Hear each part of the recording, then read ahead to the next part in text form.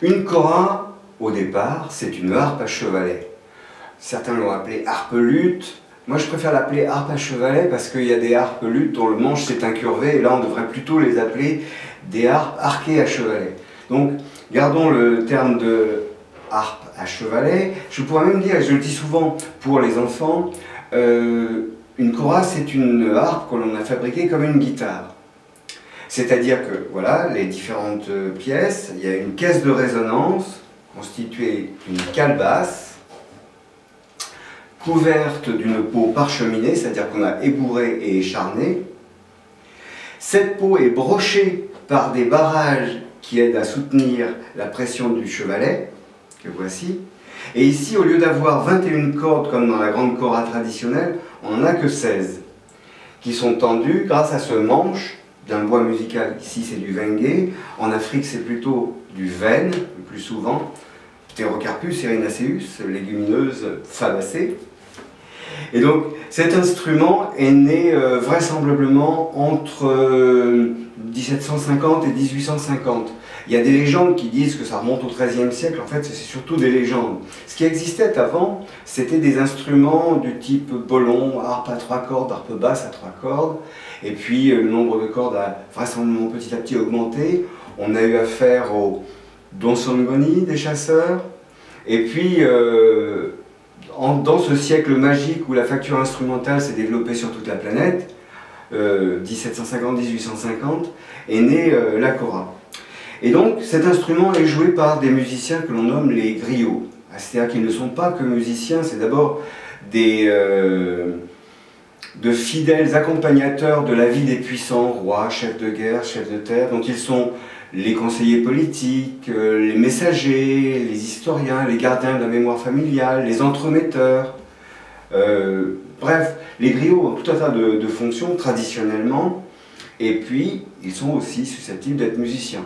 Et la kora est un des plus prestigieux, sans doute le plus prestigieux des instruments à cordes pratiqués par les griots de l'ère culturelle mandingue qui s'étend sur l'ouest de l'Afrique de l'Ouest. Mali, Sénégal, Guinée, Guinée-Bissau, Gambie, ouest du Burkina Faso, nord de la Côte d'Ivoire, nord de la Sierra Leone. Et voilà, on a fait l'inventaire des pays de culture mandingue.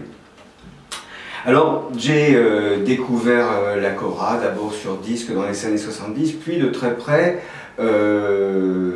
à partir de l'été 77, à Ziguinchor, au sud du Sénégal, où j'ai vu fabriquer ma première kora. La première, je l'ai faite lorsque j'habitais dans un petit village de brousse au sud-ouest du Burkina Faso, et depuis, je n'ai eu de cesse de perfectionner ce travail. Quand je suis rentré d'Afrique en 92, je me suis aperçu que c'était un instrument encore relativement peu connu à mon goût. Et depuis, ce goût s'est largement diffusé. Et j'ai vu qu'il y avait beaucoup de gens qui aimaient le timbre de la kora, mais qui reculaient devant l'apprentissage savant d'une harpe à 21 cordes. Et c'est pour ça que j'ai conçu cette kora à 16 cordes. Alors comme je disais, une calebasse, couverte d'une peau parcheminée, qui est traversée par des barrages qui supportent la pression du chevalet. Pour faire une bonne kora, c'est comme pour tout bon instrument de musique, enfin, l'objectif c'est de produire un instrument sensible, c'est-à-dire susceptible de permettre à un musicien d'exprimer toutes les palettes de sa sensibilité. Qu'il joue à pleine puissance ou qu'il joue très délicatement, on doit avoir un beau son musical, mélodieux. Et pour ce faire, il faut absolument construire un équilibre. Un instrument à cordes de bonne qualité, c'est un système en équilibre. Un équilibre entre la tension des cordes, la flexibilité, légère flexibilité du manche, et flexibilité également de la table d'harmonie. Il faut que la table d'harmonie soit susceptible d'une déformation réversible, une déformation élastique. C'est-à-dire que si on a une peau trop épaisse ou des barrages trop épais, on a un instrument qui va parler du nez. On aura totalement tué les basses et l'instrument aura peu de dynamique. C'est-à-dire que l'oreille le percevra, mais que devant un vue-mètre d'un ingénieur du son, ouais, bah, il n'a pas de son ton instrument. Inversement, si on a des barrages trop fins, ça va se déformer, sinon jusqu'à la rupture, du moins jusqu'à la limite d'élasticité, qui est aussi un système rigide.